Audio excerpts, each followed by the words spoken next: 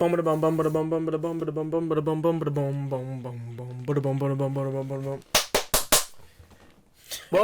everyone to Audience Score, and in today's special episode, we're going to be reviewing a television series known as Hawkeye, which is a 6-part miniseries created for the Marvel Cinematic Universe with our main character Hawkeye and new main character Kate Bishop.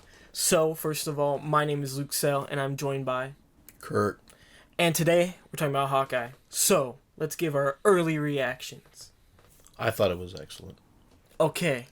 I also think it was excellent. I believe that Hawkeye is the greatest MCU project from this year.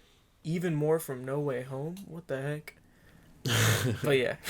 No Way Home took that cake for me, but I would say Hawkeye's a strong second for sure. Hawkeye really impressed me, and it did a lot of things really well that a Marvel series that's supposed to be on the caliber of the MCU movies should do. And I thought it was really, really good. I thought it was great and true to the character. There were a little bit of moments where I thought that maybe they could have given a little bit more for Jeremy Renner to do. No! Yeah, because this really is the Kate Bishop story. That's the point.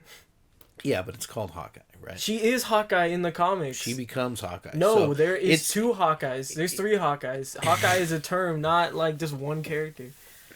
All right, let's get into the plot, and then we'll talk more about the actual series. Okay. Sounds good. So basically, this was actually pretty complex, or show is pretty complex with how many things are going on. So I'm gonna try and summarize it. So basically, Hawkeye's in New York to watch a musical, and then it turns out that this mafia group is trying to find the Ronin outfit. So then Kate Bishop steals the outfit, and then they fight a bunch of people, and then Kingpin shows up, and then it ends. I thought you said it was complex. It is complex. I don't even know how to summarize it because there's a lot going on in this show. All right.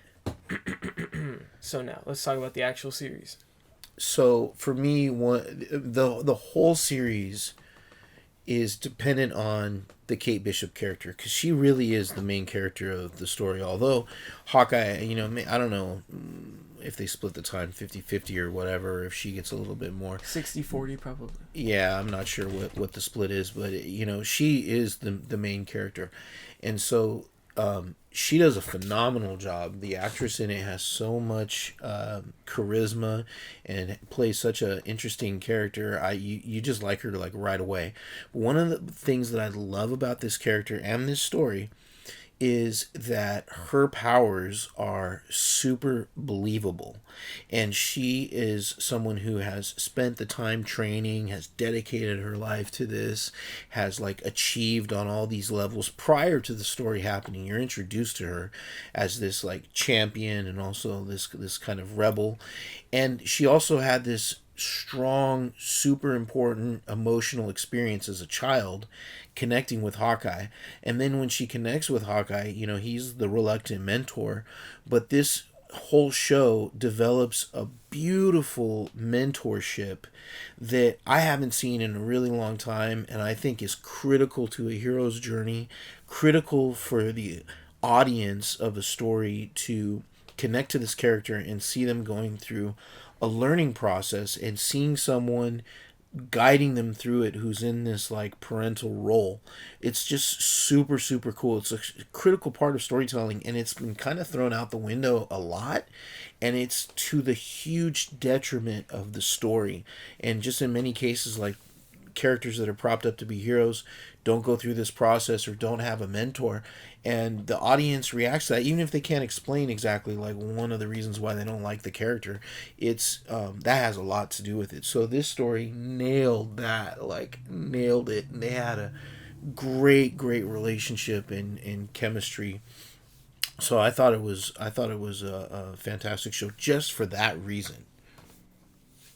Yeah, I agree. The character interactions are probably my favorite part of this show. I really like how similar it is to the 2012 comic run that this is based on. And multiple parts of it are pretty much directly inspired by it. There are changes. Episode 4, the entire bridge thing, the entire car chase is just taken from the comics. And then the ending fight is a mix of two different fights from the comics too, like the final one against the tracksuits, and then the fight in Madripoor. So that was pretty cool seeing that reinterpreted in this way. The one thing I wouldn't say that I liked as much is just how much Yelena is in it by the second half of the show. But I mean, I guess it makes sense too because they're setting her up for her own thing. And I mean, I don't really mind her character or anything, but Hawkeye's barely in like episode 5. I mean, Clint Barton is barely in episode 5.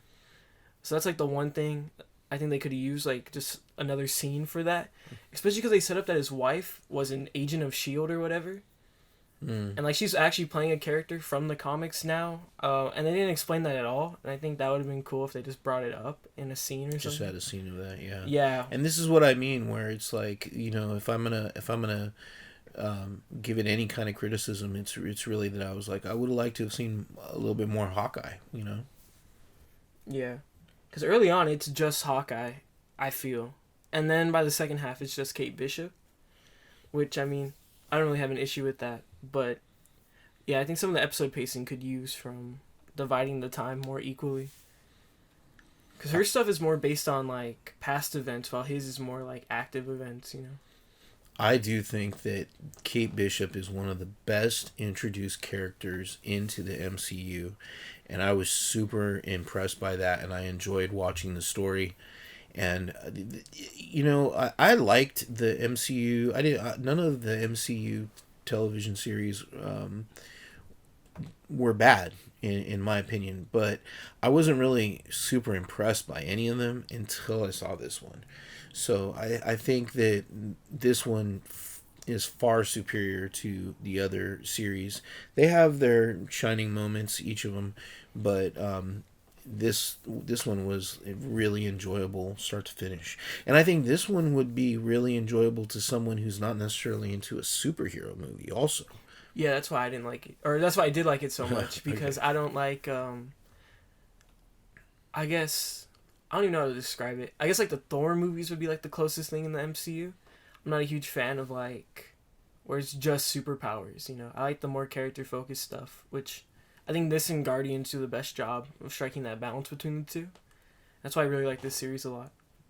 And I hope that it's continued, because I think she's going to join Young Avengers, but I do hope that they keep going with Clint Barton now, that they have an entire side story that they could talk about. I just don't know where they'd place that in the universe. The other thing that I think is cool about having so much time in the series is if these two characters become separate, you're okay with that now, because I feel like they've been through a lot together. You know what I mean? It doesn't leave you like, oh, these two need to, you know, stay partnered up at the hip or anything like that. It would make sense for her now to go on to her own adventures and even take on the mantle of Hawkeye. So that was really well done. So it'll be cool, like when they do the next big crossover to see him again. And then I hope they have him split up.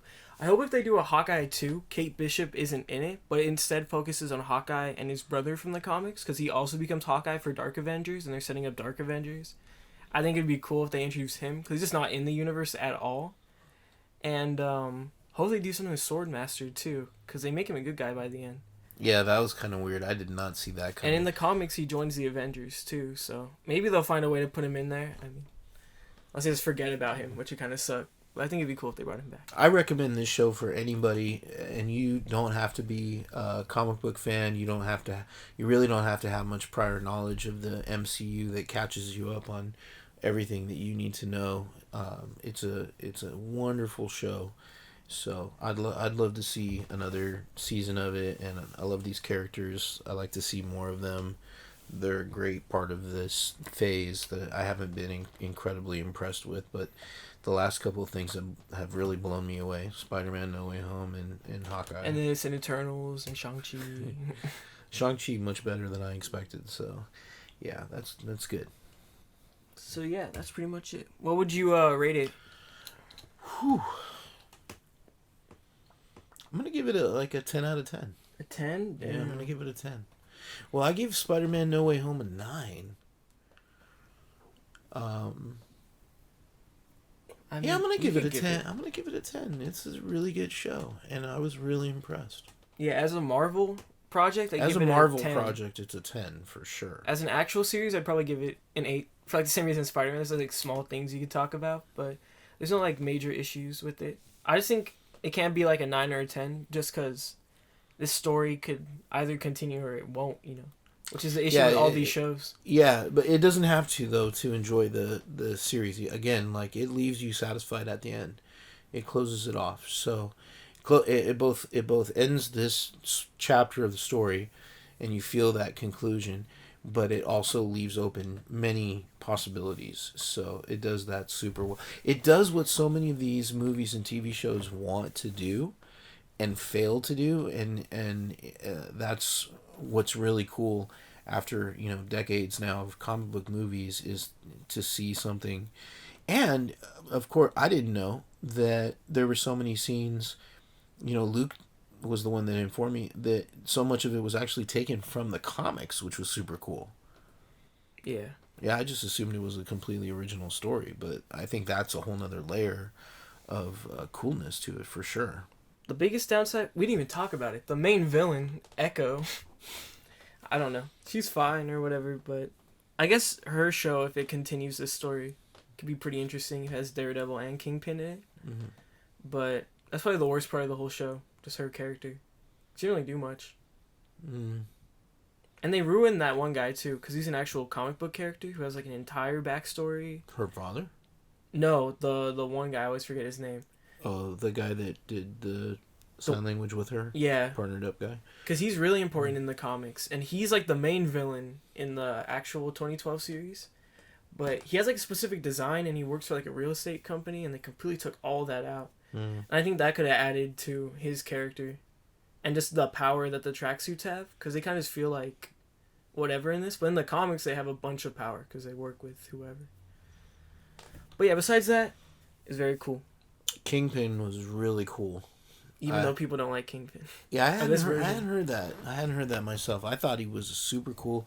Again, you bring in Matt Murdock, makes perfect sense to bring in the Kingpin. So this was like a perfect opportunity to cross these two universes, the Netflix and the Disney Plus, series, and introduces both of them in this like seamless way. And Vincent D'Onofrio is Kingpin. Like, he's exactly what I always imagined Kingpin being, going way back to like reading books in the 80s and the 90s. Like, he is Kingpin. He has the stature, he has the voice, he's got the persona. He nails the comic book Kingpin, which I thought was also super well done in Spider-Verse. Yeah. Into the Spider-Verse, So I really like the portrayal, and I like that he's super strong. Yeah, me too. I thought that was interesting that they made a character that strong. Mm. Well, I mean, in the same episode, Echo kicks that one guy and he flies like 10 feet in the air, And then people are complaining about Kingpin grabbing someone and throwing him across a room. Like, I don't know. Yeah, no, he's supposed to be abnormally strong in the... again, another character that doesn't really have superpowers, but he's super strong, but... in this world, it's totally believable, Yeah. So everybody, thank you for watching Audience Score. We'll be back with another episode on Batman Gotham Knight in the near future. Until then, excited to get to that. Yeah, it's been a while. And until then, I don't know. Do whatever you want. Thank you for watching. Goodbye.